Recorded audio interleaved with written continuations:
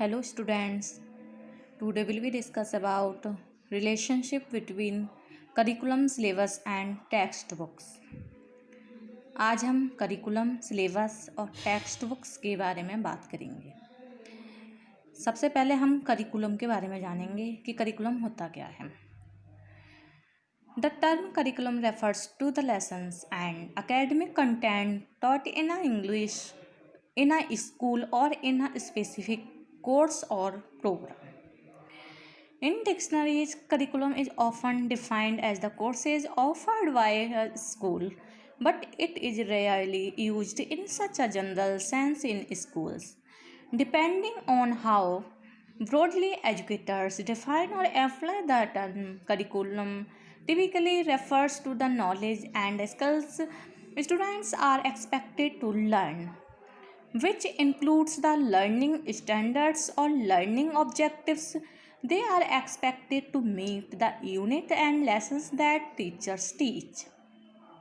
The assignments and projects given to students, the books, materials, videos, presentations, and readings used in a course, and the tests, assessments, and other methods used to evaluate student learning.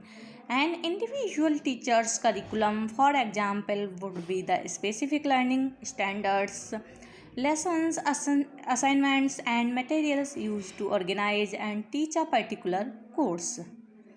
देखिए, जो पाठ्यक्रम है इसका तात्पर्य विद्यालय में किसी विशिष्ट पाठ्यक्रम या कार्यक्रम में पढ़ाए जाने वाले पाठ और अकादमिक सामग्री से है। शब्दकोशों में पाठ्यक्रम को अक्सर एक स्कूल द्वारा प्रस्तुत पाठ्यक्रम के रूप में परिभाषित किया जाता है, लेकिन स्कूलों में इस तरह के सामान्य ज्ञान में इसका उपयोग शायद ही कभी किया जाता है।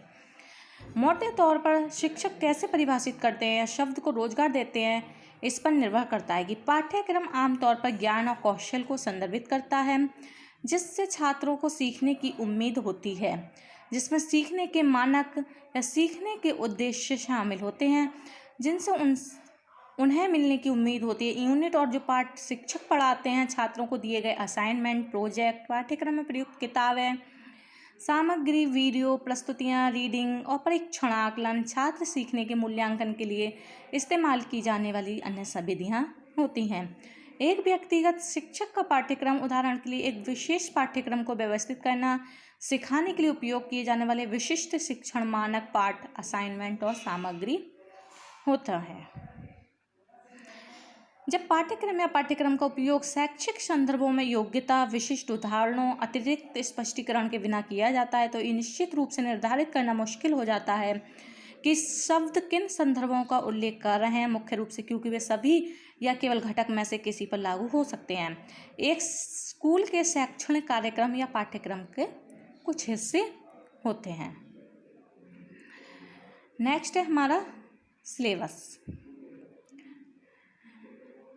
The syllabus is defined as the documents that consist of topics or portion covered in a particular subject. It is determined by the examination board and created by the professors. The professors are responsible for the quality of the course. It is made available to students by the teachers either in a hard copy or electronic form to bring their attention towards the subjects and they take their studies seriously। जो हमारा syllabus होता है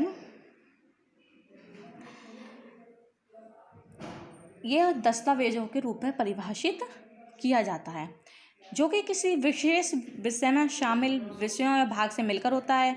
ये परीक्षा board द्वारा निर्धारित किया जाता है, प्रोफेसरों के द्वारा इसको बनाया जाता है। पाठ्यक्रम की गुणवत्ता के लिए प्रोफेसर जिम्मेदार होते हैं। यह शिक्षकों द्वारा छात्रों को उपलब्ध कराया जाता है, या तो हार्ड कॉपी या इलेक्ट्रॉनिक रूप में विषय की ओर अपना ध्यान आकर्षित करना, अपने अध्ययन की गंभीरता से उसको लेना।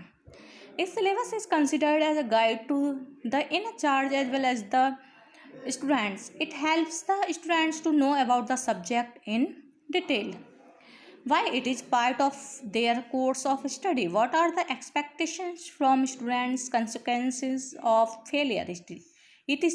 It contains general rules, policies, instructions, topics covered, assignments, project, test dates etc। देखिए, एक पाठ्यक्रम को प्रभारी के साथ साथ छात्रों के लिए एक मार्गदर्शक माना जाता है। यह छात्रों को विषय के बारे में विस्तार से जानने में मदद करता है। यह उनके अध्ययन के पाठ्यक्रम का एक हिस्सा क्यों है, छात्रों से क्या अपेक्षाएं हैं, विफलता के परिणाम, इसमें सामान्य नियम, नीतियाँ, निर्देश विषय शामिल हैं, असाइनमेंट भी शामिल होते हैं। नेक्स्ट है text book. Text book is a book used for the study of a subject. People use a textbook to learn facts and methods about a certain subject. Textbooks sometimes have questions to test the knowledge and understanding of the learner. देखिए, ये क्या होती हैं, ये एक पाठ्य पुस्तक एक पुस्तक है जिसका उपयोग किसी विषय के अध्ययन के लिए किया जाता है। लोग एक निश्चित विषय के बारे में तथ्यों और विधियों को जानने के लिए पाठ्य पुस्तक का उपयोग करते हैं। पाठ्य पुस्तकों में कभी कभी शिक्षार्थी के ज्ञान और समझ का परीक्षण करने के लिए प्रश्न होते हैं। ये कार्य पुस्तिका एक प्रकार की पाठ्य पुस्तक होती है जिसमें केवल प्रश्न और अभ्यास होते हैं। कार्य पुस्तिकाएं पढ़ाने के लिए बल्कि अभ्यास प्रदान करना, उन क्षेत्रों को उजागर करने के लिए डिजाइन की गई है जिन्हें अधिक सीखने की आवश्यकता होती है। ये एक संशोधन गाइड एक प्रकार की पाठ्य पुस्तक है जिसका उपयोग सीखने वाले को विषय की याद दिलाने के लिए किया जाता है और उससे विशेष रूप से परीक्षा से पहले उसका अभ्यास भी कराया जाता है। अधिक हम इनके रिलेशनशिप के बारे में पढ़ेंगे। Have you ever wondered why so often textbooks are mistaken for syllabus? Perhaps this is because of the close relations between syllabus and textbook. You will agree that it is through the textbooks that the syllabus acquires concrete shape to achieve the objectives defined in the syllabus. In many parts of the world, language education courses are designed following a syllabus-driven approach. That is, the syllabus determines what kind of materials will be adopted and in what way they will be exploited for the classroom teaching. In certain educational contexts, the syllabus even determines how materials should be designed in the first place. Therefore, the materials are not seen as an alternative to the syllabus but an instrument among other used to fulfill the goals of the syllabus. देखिए, इसमें क्या होता है, syllabus और पाठ्य पुस्तक के बीच घनिष्ठ संबंध है। आप सहमत होंगे कि ये पाठ्य पुस्तकों के माध्यम से पाठ्यक्रम में परिभाषित उद्देश्यों को प्राप्त करने के लिए पाठ्यक्रम ठोस आकार प्राप्त करता है। दुनिया के कई हिस्सों में भाषा शिक्षा पाठ्यक्रम का एक पाठ्यक्रम चालित दृष्टिकोण के बाद तैयार किया गया है।